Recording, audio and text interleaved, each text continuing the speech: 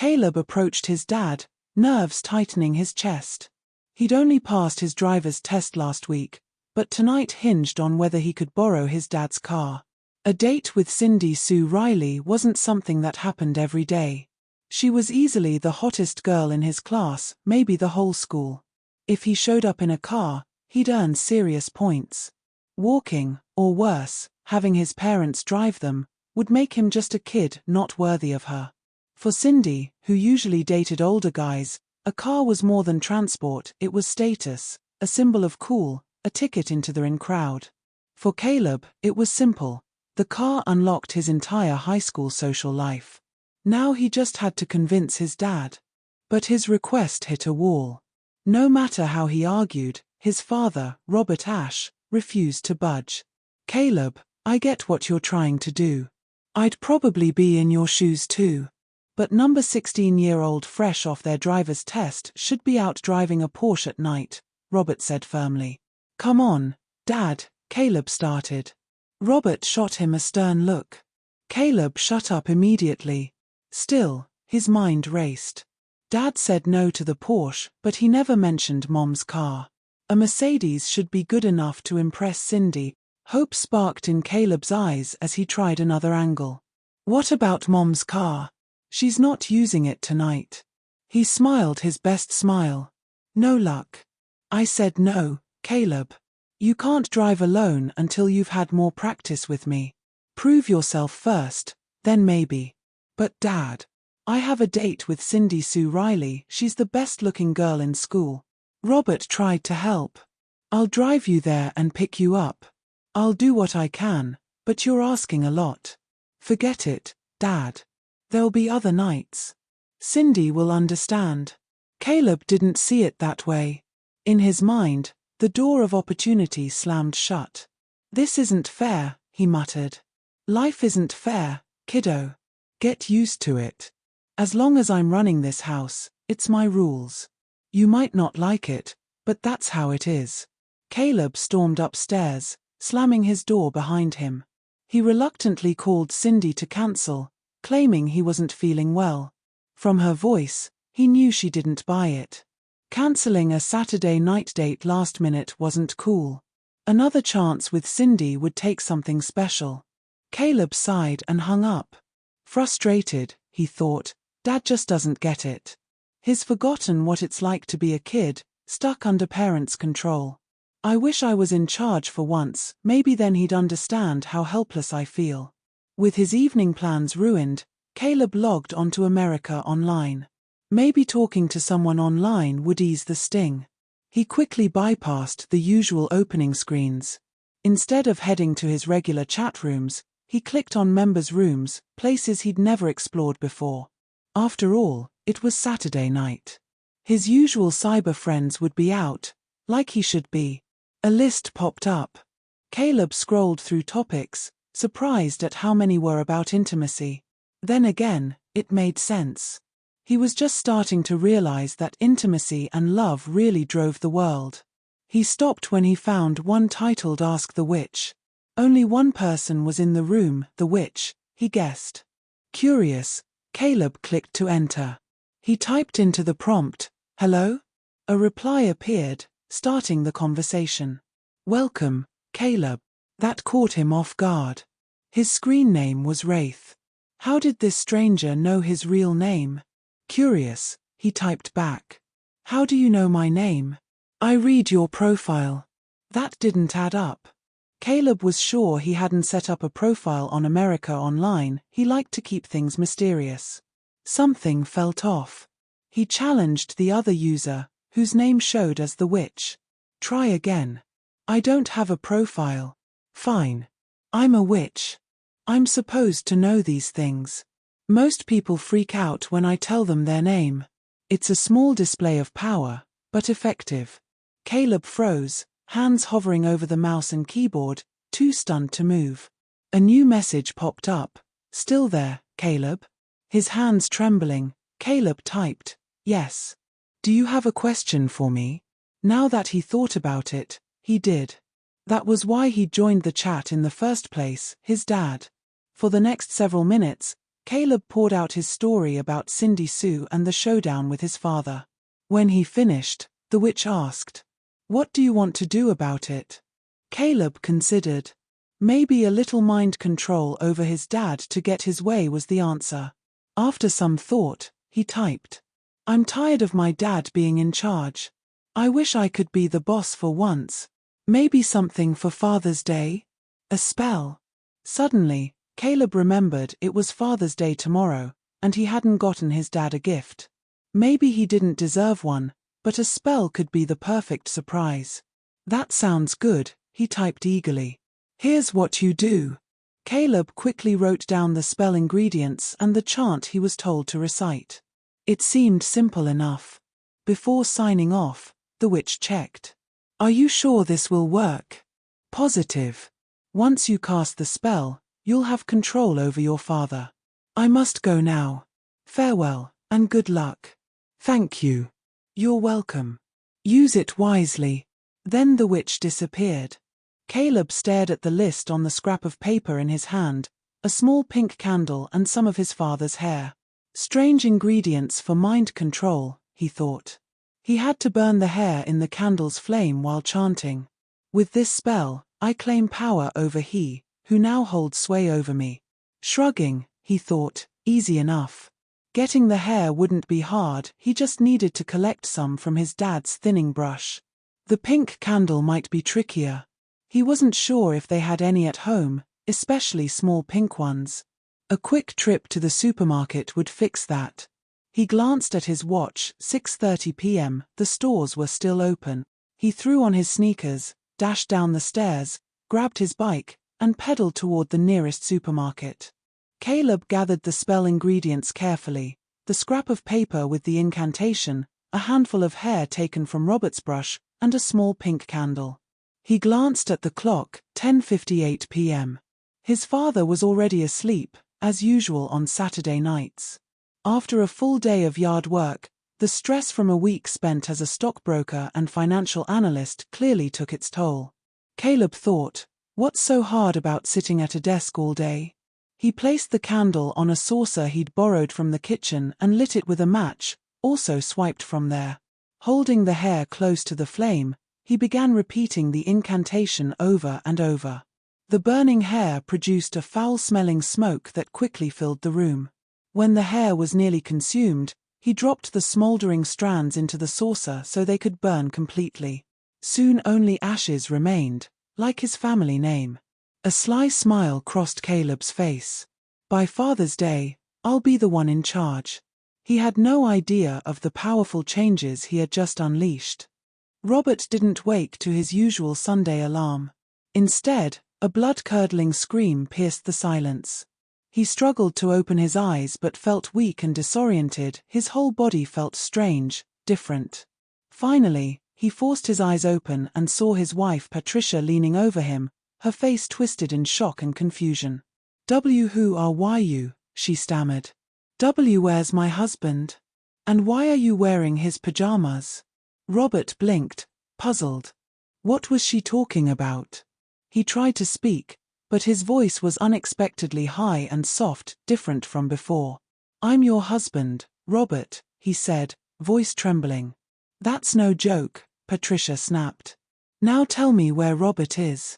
Robert attempted to sit up, but the pajamas hung loosely on his smaller frame.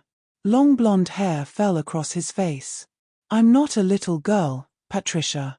I'm really your husband," he insisted, though his voice sounded uncertain. At that moment, Caleb, awakened by the scream, rushed into the room. "Mom! Dad! What's going on?" he asked, freezing when he saw a short blonde teenager sitting beside his mother in bed. The pajamas were clearly his father's, hanging loose.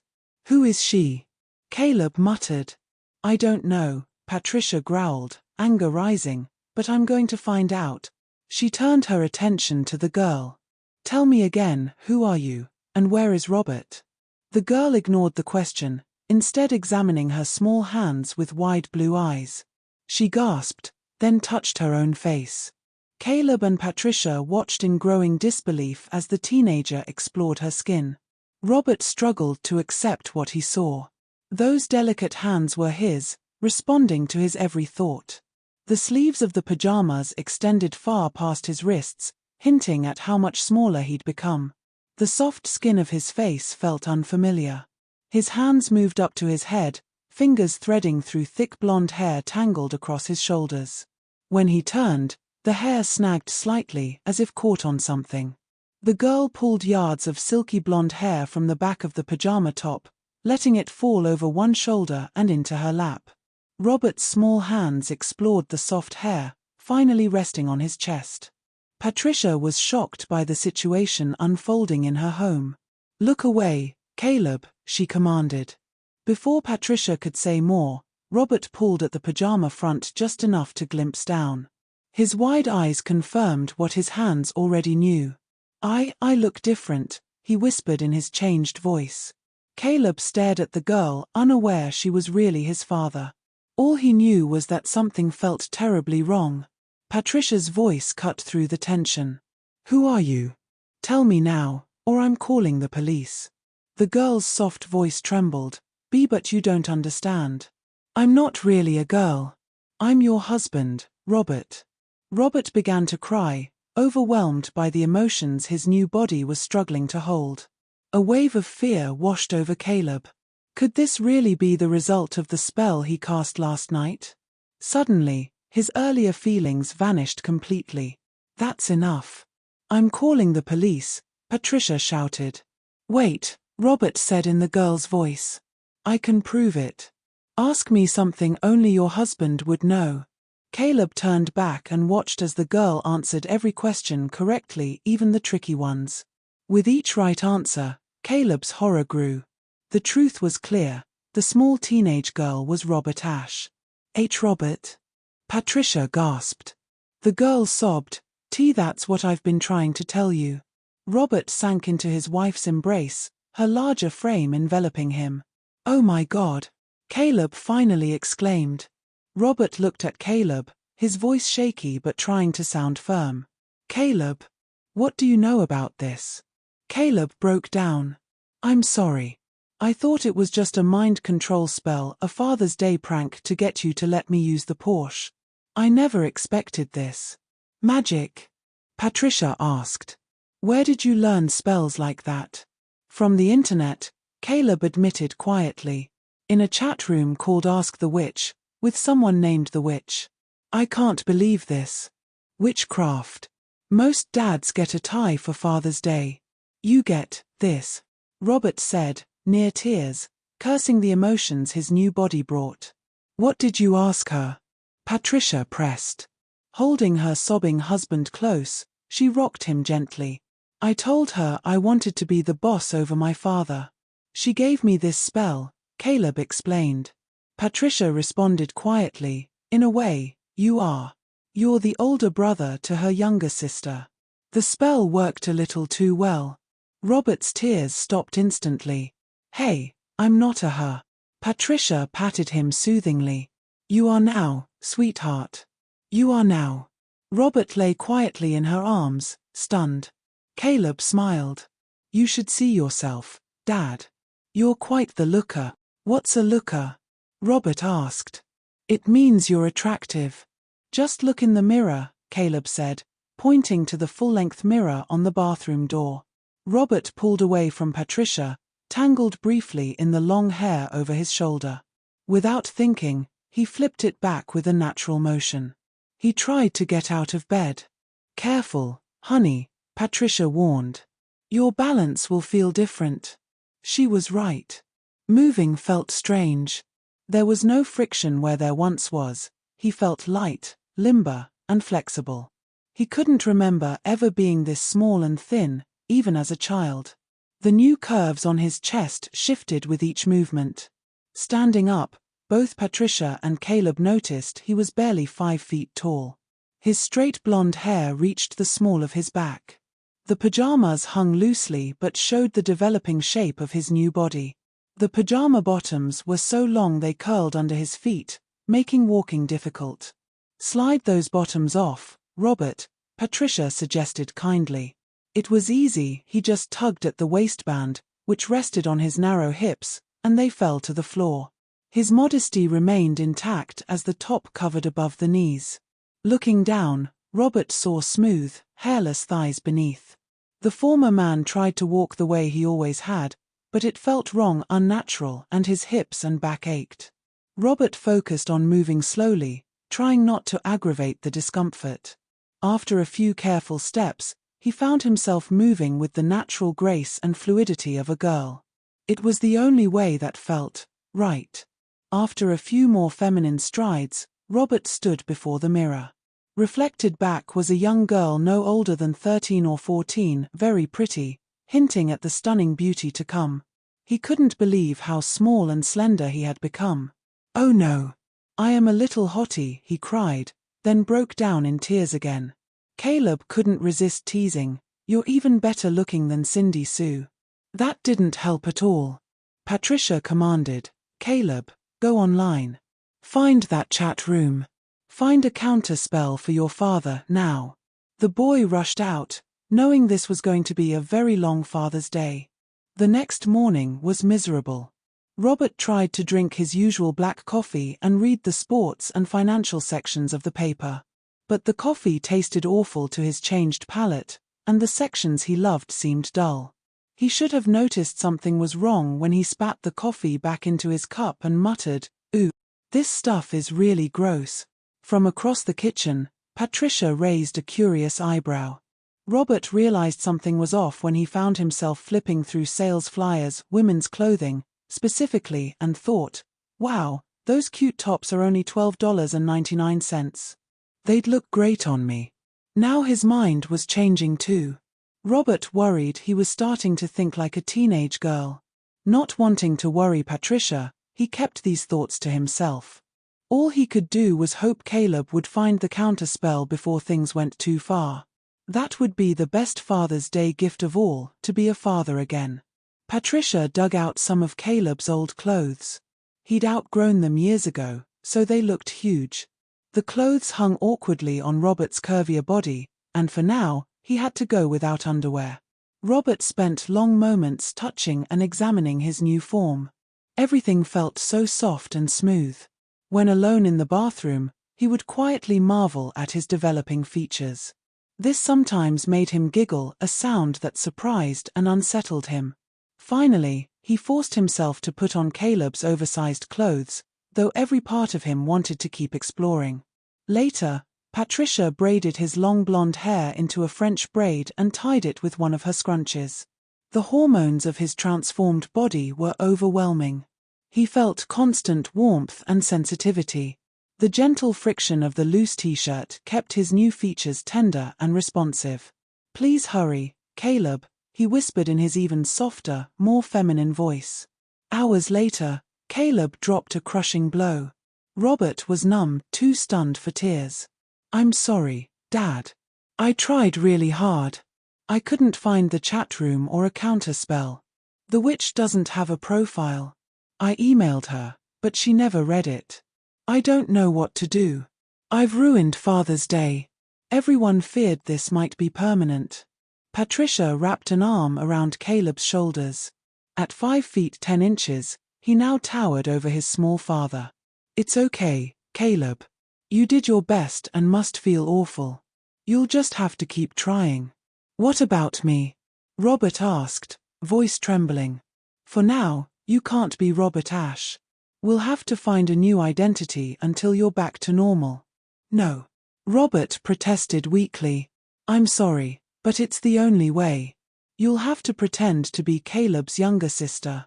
Caleb grinned despite the gravity of the situation. He would be the boss of his father after all. "Yes," Patricia agreed. "We can say you're back from private school or something. We just need a name." There was a long pause. "I know, how about Sophie? She'd be about 15 now." "No, not her," Robert said sharply. The name struck a nerve. "Who's Sophie?" Caleb asked, curious. Patricia sat Caleb down on the couch, still holding his shoulders gently. "Son, there's something we never told you. When you were almost a year old, I had another baby, a girl. We named her Sophie. She passed away when you were too young to remember, So your father and I decided not to tell you. Really? I had a sister, Caleb said, sadness in his voice. I wish I could have known her. Patricia looked at Robert, her transformed husband, and said, Don't you see, Robert? It's perfect.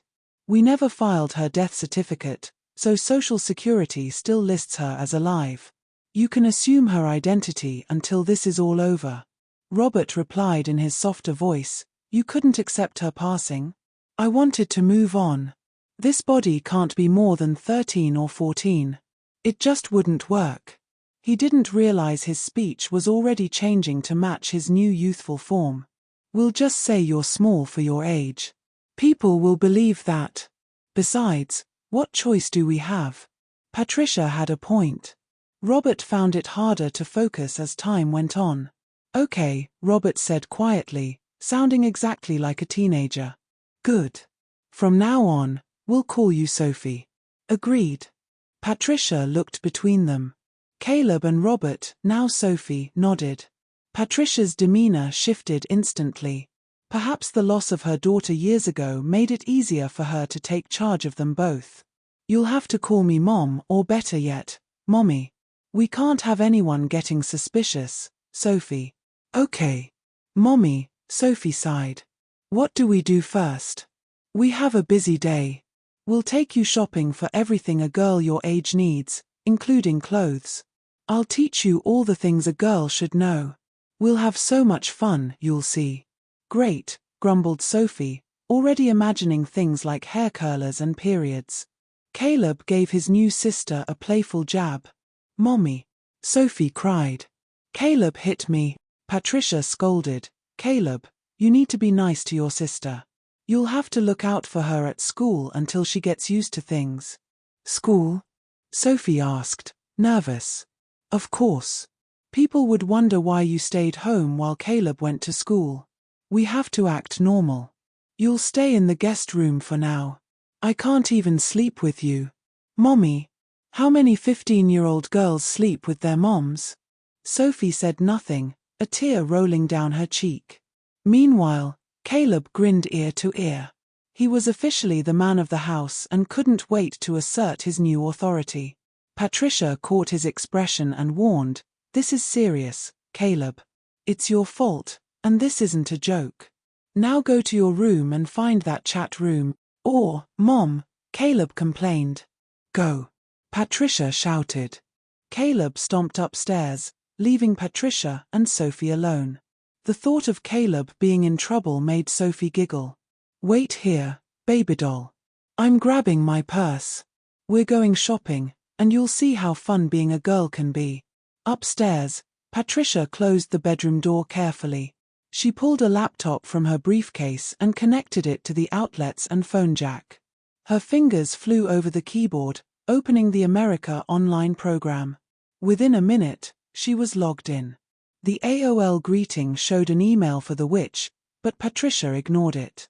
Instead, she went to customer services, cancelled the witch's account, and signed off. Then, she deleted AOL from the computer.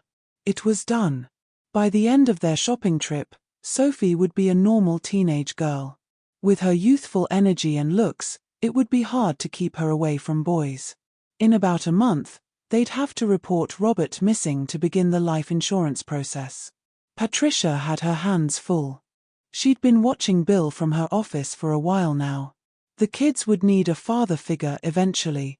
Patricia retrieved the real transformational item from beneath her pillow, a small blouse from the junior section and a medallion adorned with an angel that she'd found at a yard sale. She'd learned about the medallion's powers by chance.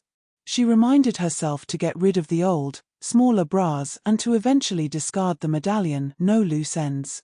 On second thought, she might wait and see what Bill had to offer. Any shortcomings could be fixed with the medallion, and a little help. Downstairs, Sophie quickly grew bored waiting. She turned on the TV to a show featuring Leonardo DiCaprio. She sighed dreamily at the sight of him, her hand resting lightly near her lap. If you appreciated this story and wish to show your support, don't forget to join me on Patreon for exclusive content.